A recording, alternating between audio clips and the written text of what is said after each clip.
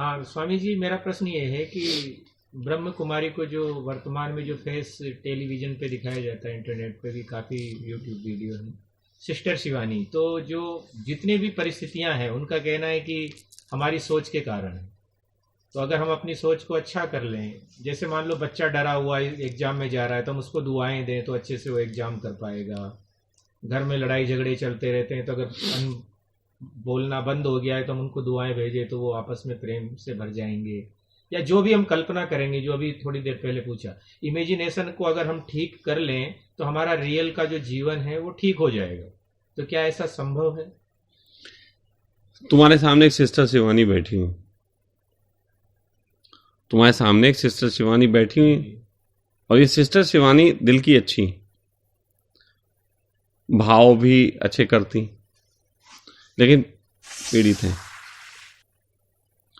मैं बहुत इस मामले में स्पष्ट कहना चाहूंगा कि जगत में एक ऊर्जा सबसे बड़ी ऊर्जा है, वो है भाव ऊर्जा।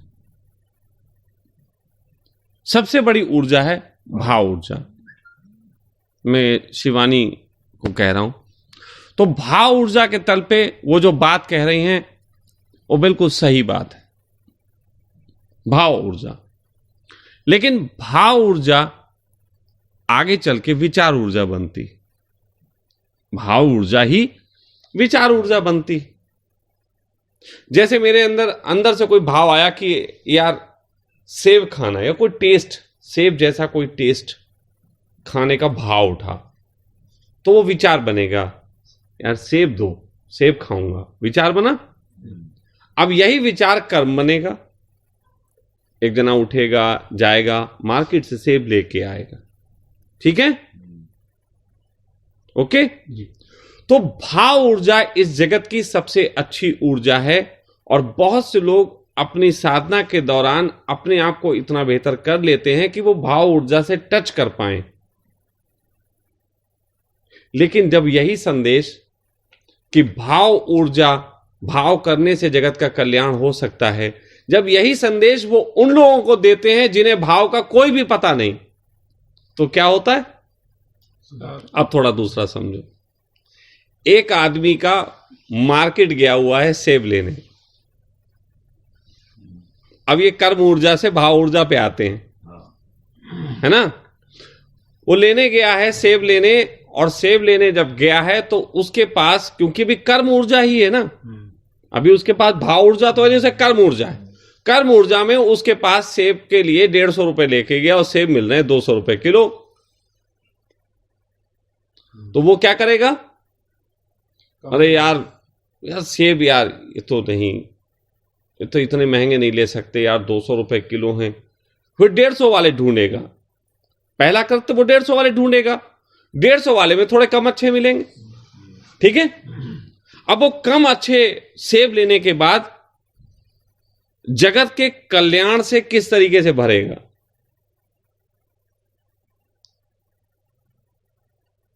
अब वही जो भाव ऊर्जा सेब लेने का कारण बनी, अगर सेब लेते वक्त निराशा बने तो भाव क्या होगा? बहनचोद कितनी महंगाई होगी, सारा आया। अब कर्म के तल पे एक व्यक्ति इस तरीके का डे बाय डे सामना करता है, नहीं करता है? आपके सारे कर्मों से आपको उस तरीके के परिणाम आते हैं जैसा आप चाहते हैं? नहीं आते। अब मैं शिवानी जो भाव ऊर्जा को समझती हूं, अब उस भाव ऊर्जा के तहत मैं लोगों को बताती हूं कि भाई ऐसा करो, सब लोग करो, और सब लोग हैं कर्म ऊर्जा पे। अब कर्म ऊर्जा से सब लोग निराश हैं, परेशान हैं। तो क्या परेशानी से भरा हुआ मनुष्य दूसरों का हित हो, ऐसा भाव कर सकता है? नहीं, बिल्कुल भी नहीं। तो बात यहीं खत्म हो जाती। इस पे इससे ज्यादा कुछ कहने की जरूरत ही नहीं।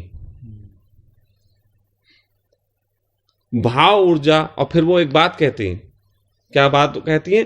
कि अगर व्यक्ति कोई अपने जीवन में दुखों से भरा है, तो वो अपने भाव के कारण है, अपने भाव के अपने कारण, भाव के कारण और अपने भाव को शुद्ध करे। सिद्ध करिए। शिवानी से पूछो, क्या वो दुखों से भरी हुई थी कि उन्होंने अपने भाव को शुद्ध किया, या आनंद से भरी थी इसलिए भाव उनका शुद्ध था? दुखों से भरा हुआ व्यक्ति किसी भी प्रकार अपने भाव को शुद्ध नहीं कर सकता। दुखों की व्यर्थता जान के कर सकता है, फिर तो वो एक साधना का लंबा प्रोसेस है। फिर तो फाइनली ये कह सकते हैं केवल एनलाइटेड व्यक्ति को ही ये ऊर्जा उपलब्ध होती है कि वो जगत कल्याण का भाव करे। बाकी किसी का भी कोई इसमें योगदान नहीं हो सकता। बाकी लोग भी अगर भाव करने लग जाएंगे तो भाव भाव के अतिरिक्त कुछ नहीं होगा, सिर्फ भाव भाव होगा। जैसे ब्रह्म कुमारी को अगर किसी के कान में कोई डिफेक्ट हो या किसी के बोलने में कोई डिफेक्ट हो तो ब्रह्म कुमारी समझ सकता है ना? अब भाव ऊर्जा क्या ब्रह्म कुमारी है? लेकिन उसको कर्म में पहुंचते पहुंचते और शब्दों की गड़बड़ या कान में सुनने की गड़बड़ ब्रह्म कुमारी हो जाता है, और वो ब्रह्म में तो हैं, ये तो सबको पता है ना? बिल्कुल सही।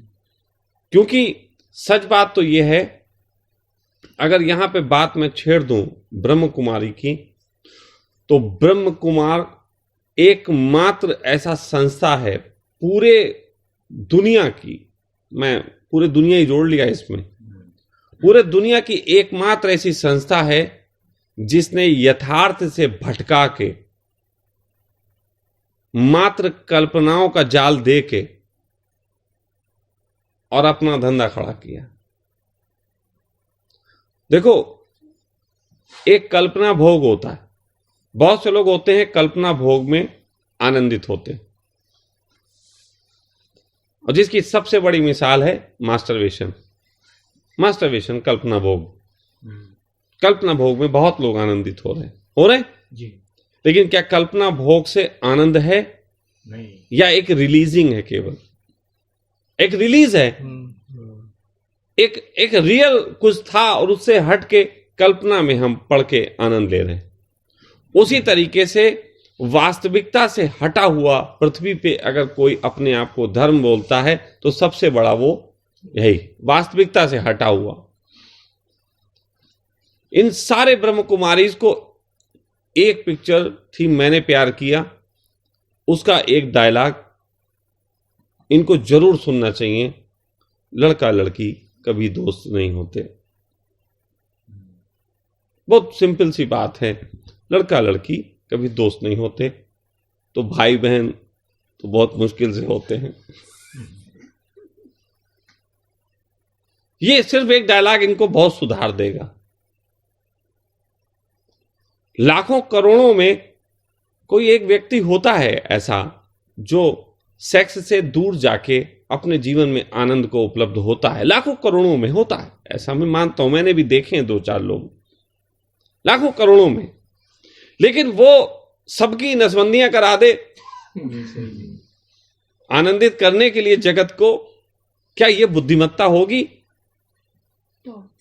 उन्होंने बिल्कुल यही किया। वो एक रहे होंगे कोई जिनका खड़ा ना होता होगा, है ना, तो उन्होंने अपने जीवन में कोई पीड़ा ही नहीं पाई होगी, लेकिन उन्होंने बाकी लोगों को भी बैठाने का काम किया। इससे जगत पे बड़ी पीड़ा भर गई। जितने भी बैठे दिखाई देते हैं वो सब खड़े हुए हैं। ब्रह्म कुमारी में जितने भी बैठे दिखाई देते हैं वो सब खड़े हैं अपने भाव ऊर्जा के जगत में। अपने भाव ऊर्जा के जगत में सब खड़े हुए हैं, लेकिन ऊपर ऊपर से बैठने का भाव करो। वो बस भाव करवा करवा के सत्यानाश पीट दिया है, सत्यानाश पीट दिया कतई। मतलब ब्रह्म कुमारी ने जितने बर्बाद किए हैं, घर उजाड़े हैं, उतने शायद ही किसी ने उजाड़े हों। ओशो ओशो तो फोकट में बदनाम है, क्योंकि घर उजाड़ना उसको नहीं कहते कि आदमी घर छोड़ के जंगल भाग गया। घर उजाड़ना उसको कहते हैं कि बीवी अपनी पति से कहे कि भैया कीप सेफ डिस्टेंस। यस, ये सच है। इसको कहते हैं घर उजाड़ना। साइलेंट है। हाँ, साइलेंट किलर, ये हत्यारे हैं। एक गुरु, मैं बार बार कहता हूं कि गुरुओं में मैं मिसाल देना चाहता हूं, गुरजेफ की गुरु मिसाल देना चाहता हूं मैं, दादू दयाल की, कि वो लोगों के कैरेक्टर्स को समझते थे और या अपने कैरेक्टर को बेहतरीन समझते थे और उसी योग्य लोगों के बीच काम करते थे।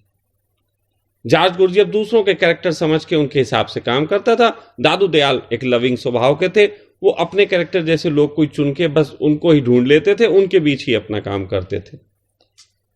अब तो दादू दयाल सबको अपने पास रख लेते तो क्या सब रज्जब हो जाते? क्या गुरजेफ के पास सभी लोग ऑन स्पेस की पहुंचते? तो गुरजेफ अलग अलग काम करेगा। तो ये वास्तव में जगत में गुरु लोग हैं, लेकिन कुछ ऐसे गुरु घंटाल हुए जिन्होंने इस दुनिया को तबाह कर दिया। वो गुरु घंटालों में मैं दुनिया में समझता हूं शायद सबसे पहले गुरु घंटाल जो हुआ था वो बुद्ध था। आज मैं गुरु घंटाल बुद्ध को कह रहा हूं तो न जाने कितनी गालियां पड़ने वाली, लेकिन मैं कह रहा हूं गुरु घंटाल था। सबको भी बस साला किसी को जरूरत नहीं है सब साक्षी बन जाओ। कितने जगह 2 4 10 6 जग गए। धोखे से निशाना तो अगर 1 करोड़ तीर फेंको तो 10 20 तो सेंटर में लगी जाते हैं। ये कोई गरिमा है बुद्ध की? चूतिया बनाने का धंधा। और ऐसे ही धंधेबाज बहुत बैठे हुए, अपने अपने तरीके की बस विधियों का प्रचार हो रहा है। कोई काम हो रहा है? इस जगत में इतने तरीके के कैरेक्टर्स हैं, उन कैरेक्टर्स के हिसाब से काम होना चाहिए। और अगर कोई व्यक्ति ना कर पाए वैसा तो कहे भैया जाओ दूसरी जगह करवाओ, हमारे यहां तो नहीं होता ऐसा। ये भी सहसा कर दो। नहीं, ये तो मना ही नहीं करते किसी को, आओ सब बुलाते। मैं तो कितने लोगों को आते हैं, हाँ स्वामी जी ज्ञान पाना ये वो। मैं बात तुझे होने वाला नहीं। हाँ बुला आता हूं, मिलते हैं, जब समझता हूं ना है नहीं, मतलब जाओ भाई यहां तुम्हारा कोई मसाला है ही नहीं और तुम समझ ही नहीं पाओगे। और सच बात यह तुम्हें जरूरत ही नहीं, तुमने तो सुन लिया भगवान भगवान मिलने का फायदा, आ गए भगवान लेने, चाहिए तो कुछ और। तो बात यह है कि ये जो अपराधी हैं, धार्मिक अपराधी, बुद्ध, महावीर, ये ऐसे जितने भी संगठन खड़े हुए जो बाबा जी मंच से बोल रहे हैं और 50,000 लोग सुन रहे हैं, ये सब साले धार्मिक अपराधी। विश्वास मानना अगर कहीं स्वर्ग होता है तो उन जगहों से इन मादर चोदों को निकाल दिया गया हो।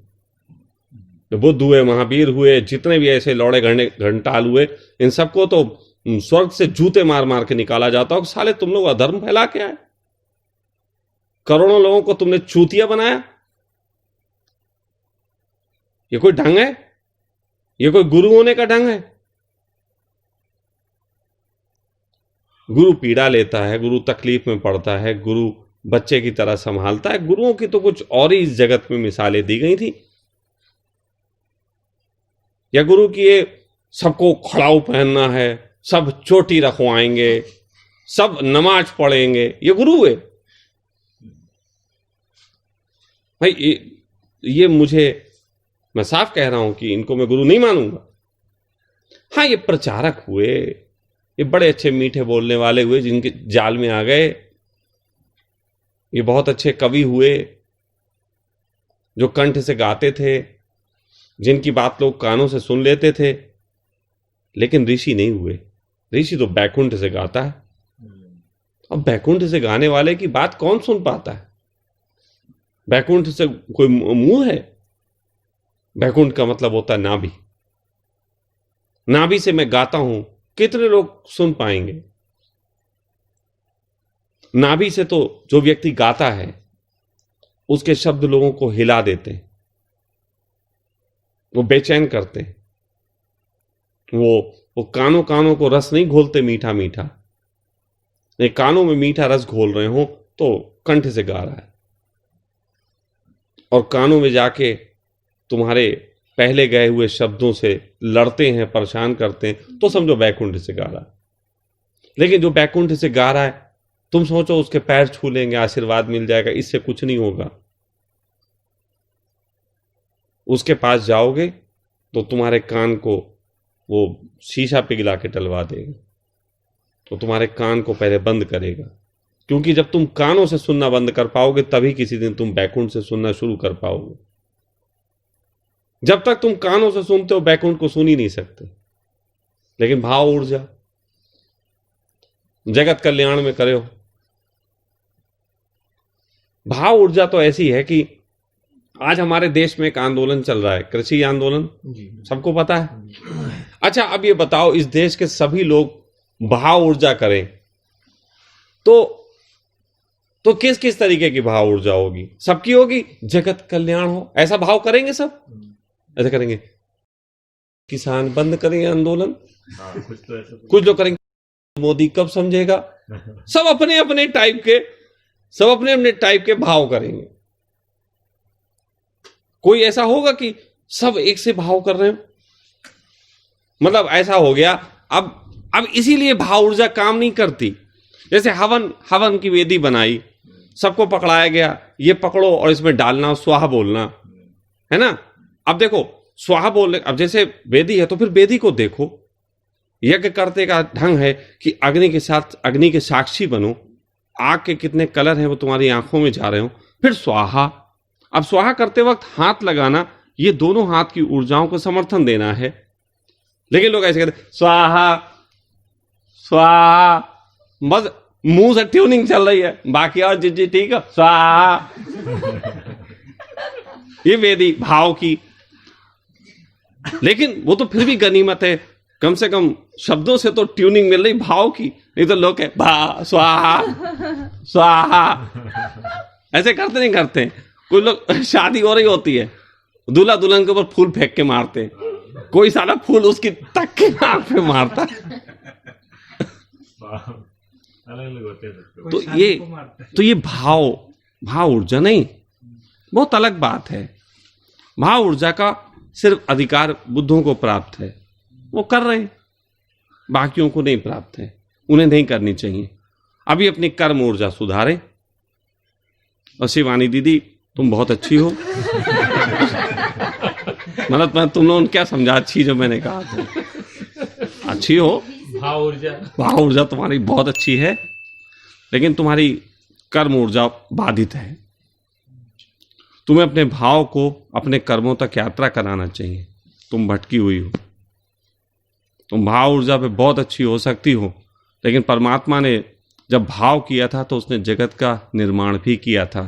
परमात्मा की ऊर्जा अगर तुम्हारे अंदर जरा सी भी आई होती तो उस जगत के निर्माण के लिए तुम अपने जीवन से कुछ कर्म भी करती। तुमने किताबों से ज्ञान पढ़ा और तुमने किताबी तरीके से देने का प्रयास किया, लेकिन वास्तव में जो व्यक्ति परमात्मा से आंदोलित होता है उसके जीवन को वो पढ़ता है और अपने जीवन से ही दूसरों को संदेश देता है। और थोड़ा सा आप सोचिएगा कि आप क्या कर रहे हैं। बाकी आपका काम भाव ऊर्जा करते रहें। हमारी भी भाव ऊर्जा बड़ी शुद्ध है। प्रणाम।